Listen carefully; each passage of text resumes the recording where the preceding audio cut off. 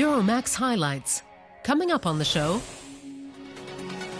magical melodies. French singer Yael Naim mixes jazz and folk to make beautiful music. High-end. Handmade in Germany is becoming a hot label. Divine design.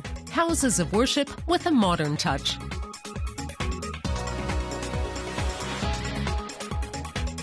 Euromaxx highlights. And here's your host, Robin Merrill. And a very warm welcome from Berlin. Markus Lüpertz is one of Germany's most important contemporary artists. He's famous for his larger-than-life figures, and his latest sculpture of the ancient Greek hero Hercules is his biggest work so far. 18 metres tall and weighing 23 tonnes, Lüpertz has created it for the Ruhr region in western Germany, which this year has been a European capital of culture. The statue was unveiled on Friday evening as a fitting finale to the year.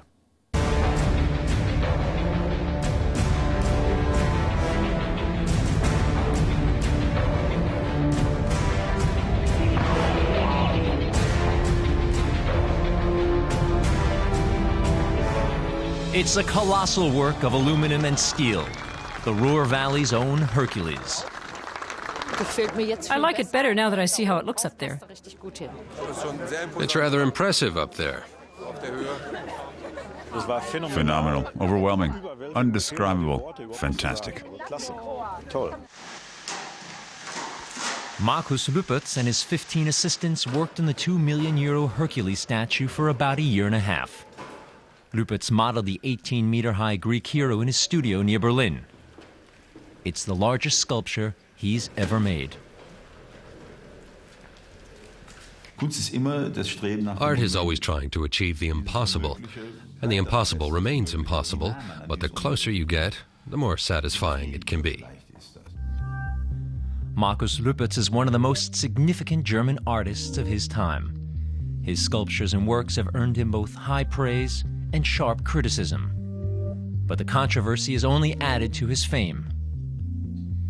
He was former German Chancellor Gerhard Schröder's favorite artist. His work even graces the Chancellery.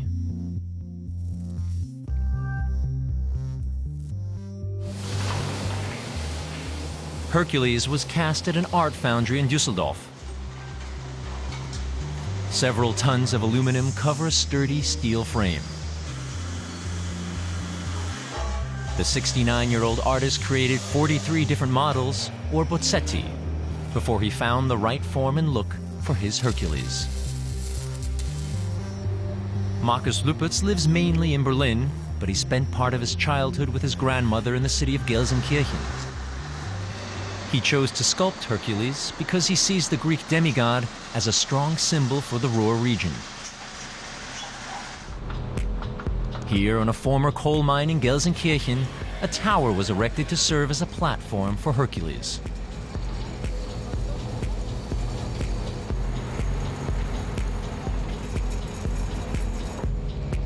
The 23-ton sculpture required a sturdy base.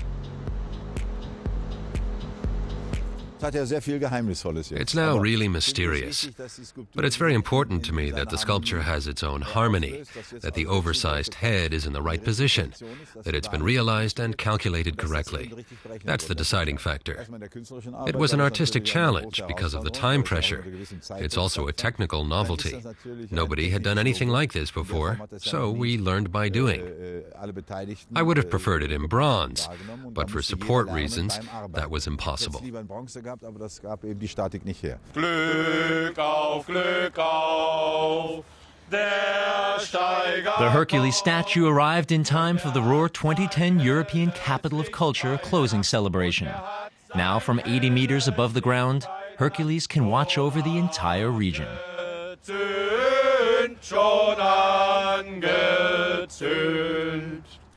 The name Yael Naim is most probably not one you're familiar with. The French-Israeli singer's folksy style doesn't lend itself to the pop charts. And indeed, her first album was a flop. But she persevered, and as sometimes happens in the music business, she had a bit of luck. Apple boss Steve Jobs liked the song and chose it to advertise one of his products. I'm a new soul, I came to this strange world, hoping I could learn a bit about how to give and take. But the song New Soul made Yael Naim famous overnight. In 2008, the Apple Corporation featured the song in an ad campaign. Afterwards, sales of the single topped 2 million worldwide. Yael Naim was overwhelmed by the success. To me, it was a very simple song that I recorded in 2 hours. I didn't give it that much thought, and yet this song has bestowed such wonderful things on me. I'm very attached to it.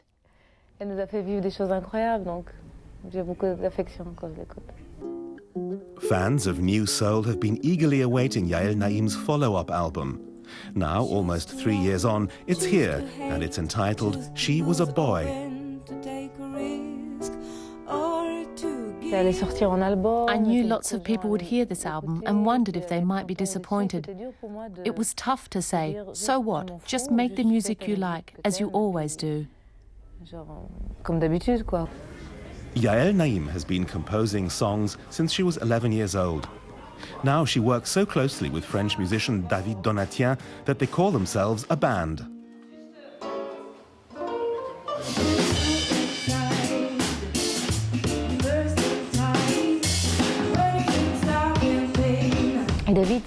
They're not David's songs, so he isn't attached to them the way I am and has less inhibitions about changing them.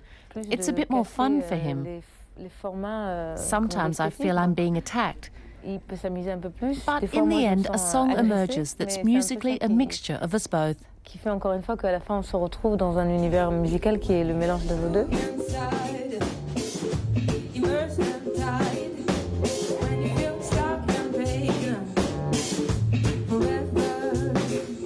As with her previous CD, the new album wasn't recorded in a regular studio. Yael Naim and David Donatien made it at her home near Paris. In a studio, there's financial pressure. Here, we're alone. There's no sound engineer, no one stopping by. It's intimate. You can try all sorts of things, to sing in a funny way, to play flute, even though I don't play the flute. You can do what you want. It's absolute freedom. Donc c'est la liberté absolue.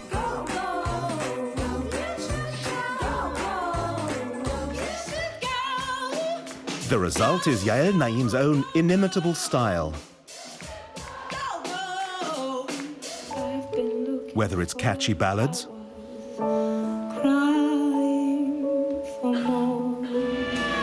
or rock-inspired numbers,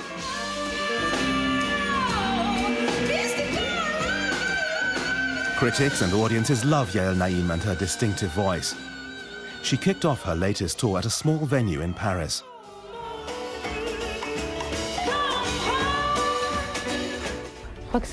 I like it best when the audience sings along. Les gens se mettent à chanter.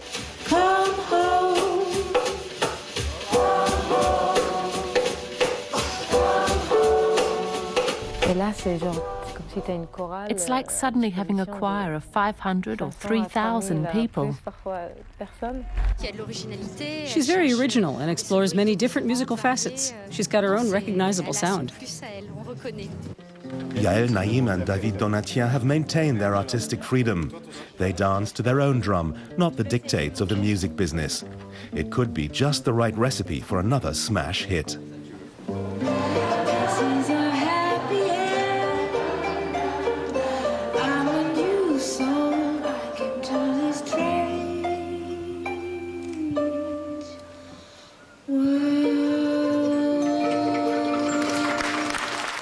Something different. Good luck to them.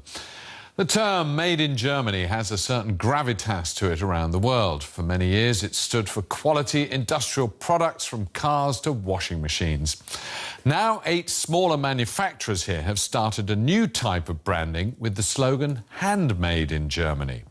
The products they offer are very diverse, but they have 3 things in common. They're timeless, rather expensive, it has to be said, and of course, handmade.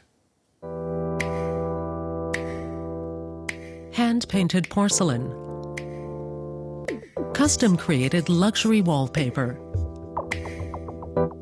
and high-end speakers. They're all products bearing the new Handmade in Germany seal, and their suppliers are members of the Initiative of German Manufacturers. Für die Manufakturen kann sie einerseits where it provides crucial assistance is giving all the different producers something to share in terms of image and marketing, something they wouldn't be able to afford on their own. What this means is guaranteeing quality and craftsmanship and illustrating this. Craftsmanship and quality are certainly a priority at Welter. The Berlin-based company specializes in luxury wallpaper. And it doesn't come cheap, at around 400 euros per square meter. Welter's unique designs adorn the ceilings of Berlin's prestigious Hotel Adlon, for example, and London department store Harrods. The company has a relatively small and very exclusive clientele. Ulrich Welter is among the founding members of the initiative. What I want to see is manufacturers getting more exposure. Hopefully there'll be greater communication of what distinguishes them and what distinguishes their products. Und damit auch die Eigenschaften von den Produkten, die man herstellt, mehr wieder kommuniziert. The initiative currently has 8 members. Among them are organ manufacturer Kleis in Bonn, luxury kitchen maker Poggenpol in Bielefeld, and the old royal porcelain manufacturers in Berlin. And there are high standards for potential new members. To join the initiative, criteria include a high proportion of work done by hand, an international clientele, and outstanding product quality. As at Burmester, which has been making audio systems since 1977. Traditional craftsmanship meets cutting-edge technology. Almost all the components are made and hand-assembled in Berlin by a highly qualified team who subject them to extensive testing. Je spezifischer ein Geschmack ist, the more specific the taste that you're aiming to satisfy, the lower the volume will be. Only a smaller manufacturer can meet that demand, not big industry. We exist because our customers have their own specific tastes and expectations. In this case, a specific taste can cost you up to 200,000 euros per system. But it's a system that's guaranteed handmade in Germany. Now, every year in the lead up to Christmas, book sales skyrocket, and there's one area of the business that really is experiencing a boom here in Germany: cookbooks. The availability of ingredients from all over the world has helped, as has the arrival, of course, of the celebrity TV chef. There are even bookshops now purely devoted to the genre.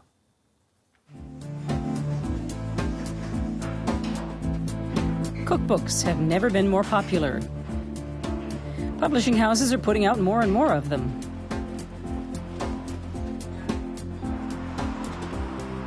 Koch-Kontor in Hamburg is a specialist bookstore. It's one of just 7 bookshops in Germany that stock nothing but cookbooks. Customers can choose from around 3,000 titles. Martina Olofs opened the store 4 years ago and says she has no shortage of customers. Young and old. I get customers who love to cook, ones who are just learning and want some inspiration, chefs with stars and chefs who run restaurant kitchens, local chefs. They all come here in search of inspiration and buy books. Some cookbooks concentrate on certain ingredients, others on particular regions or countries. The more exotic, the better.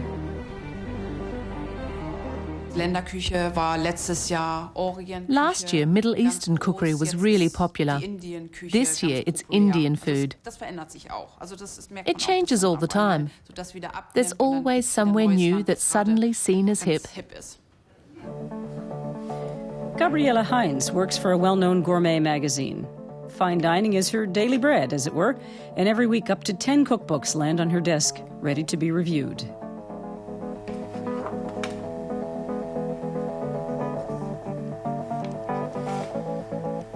Cookbooks these days look very different. They used to be very functional and simple. It was all about preparation. How do I make a certain dish? Now they've become very visual, and it's all about emotion. Chefs have become celebrities, and their cookbooks are their calling cards. Today, 2 of Germany's most famous chefs are signing their latest book, which they wrote together. In the last 30 years, Eckhard Fitzigmann has published 50 cookbooks. And TV chef Tim Meltzer has sold millions of his recipe books. 300 pages long, the book features their favorite recipes. A cookbook should motivate people to get in the kitchen. They should look at the recipe and go, wow, that looks good, I'm going to try and make that. More than 300 million euros were spent on cookbooks last year in Germany alone. Many bookstores generate up to a third of their annual sales in the run-up to Christmas. Attractive books sell. People want books that look special, not cheap ones. That's not what people buy at Christmas. They want something that's expensive and beautifully designed. Cookbooks they can really sink their teeth into. Some of the world's great works of architecture are houses of worship. Down the ages, people have sought to build extraordinary edifices to pray in, from the Parthenon in Greece to the Hagia Sophia in Istanbul, or Gaudi's as yet unfinished masterpiece, the Sagrada Familia in Barcelona.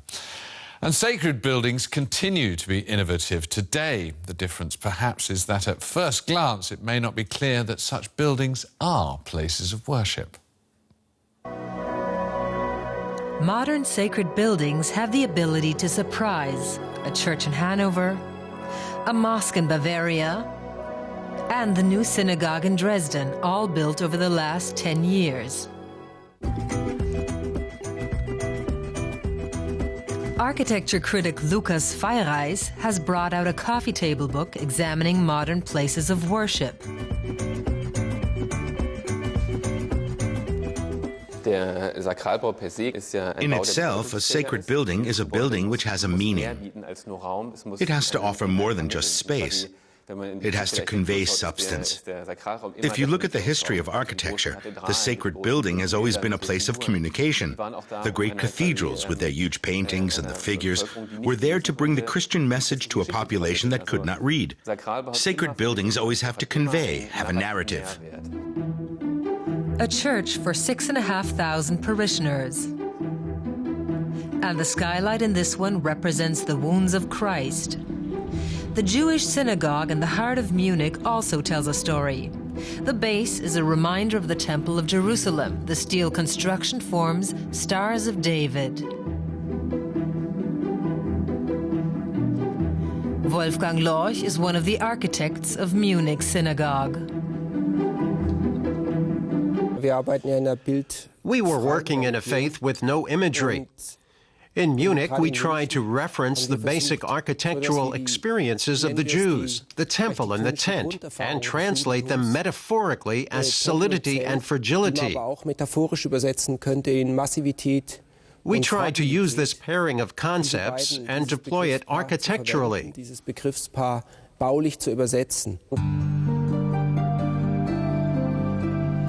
Historically, synagogues and mosques have served as meeting places for the community. But whatever the religion, there must be a sense of the divine. That's why contemporary devotional buildings are often more expressive than other construction projects. The Catholic Church of the Sacred Heart in Munich. It consists of a space within a space, symbolic for inner spirituality.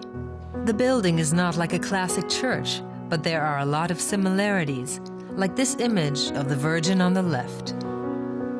It's this tension, this area of tension, which impresses me about modern sacred buildings. There is always a source of friction between the old and the new, the past and the future, tradition and the modern. A 13th century church with a redeveloped interior. There is no dominant style in modern devotional architecture, and instead of frescoes and paintings, building materials and light often figure most prominently. The imagery has receded a little from sacred buildings, and the space itself provides the image. The sensuousness of the space itself comes to embody belief much more than bold illustrations of faith. Whether people have come to pray or simply admire them, these buildings are modern images of faith. Finally, time to take a look at a traditional Yuletide treat. Our reporter Mathias Stamm has been to London to try his hand at making the famous British Christmas pudding. I must admit, this is one of my favourite things at Christmas and best enjoyed with copious amounts of brandy sauce. It's our reporter's first time in London. He's off to the Queen's official residence, but unfortunately she's not home today. The flag waving over Buckingham Palace is the British one, the Union flag, not the Royal Standard. Britain's capital has plenty of sights to see, so before he tries his hand at Christmas baking, he takes in Tower Bridge and Big Ben. The culinary reputation of the British has not always been the best. Traditional recipes are thought of as basic and often heavy, so it is quite surprising that the British Christmas pudding has achieved fame the world over. Christmas pudding takes at least 2 full days to prepare, so many Brits nowadays buy it ready-made. Fortnum & Mason is a purveyor of gourmet food. The traditional shop has been making Christmas pudding according to its own recipe for 300 years and even supplies the royal family. Last year, Fortnum sold 40,000 puddings. This specialty weighs in at a hefty 2 kilograms and carries a €50 price tag. The Christmas time delicacy traditionally contains about a dozen ingredients, including dried fruits, nuts, fruit juice, and brandy. A bit of cognac butter brings out the flavor. I actually like it. Honestly, I was afraid, but no reason for. It is sweet, it is fruity, it is rich. This is good.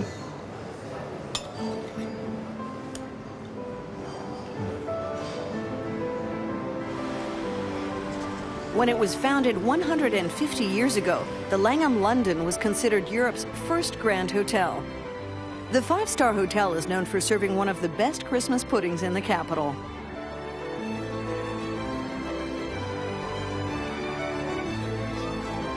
Cherish Finton is the chef responsible for the hotel's Christmas baking. What are the ingredients of Christmas pudding? What makes it so special? The special is that this recipe has been carrying down since the 1865. It's a special recipe that we created from the Langham.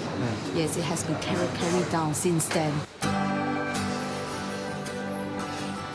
The recipe calls for more than 20 ingredients, including raisins, carrots, almonds, apples, Guinness, and brandy.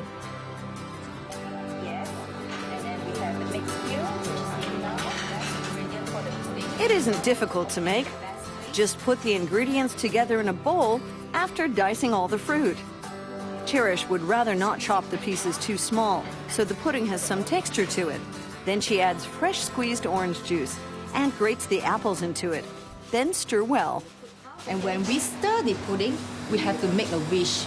So whether is it for good luck, whether you want to get married next year, or whether you want to win money.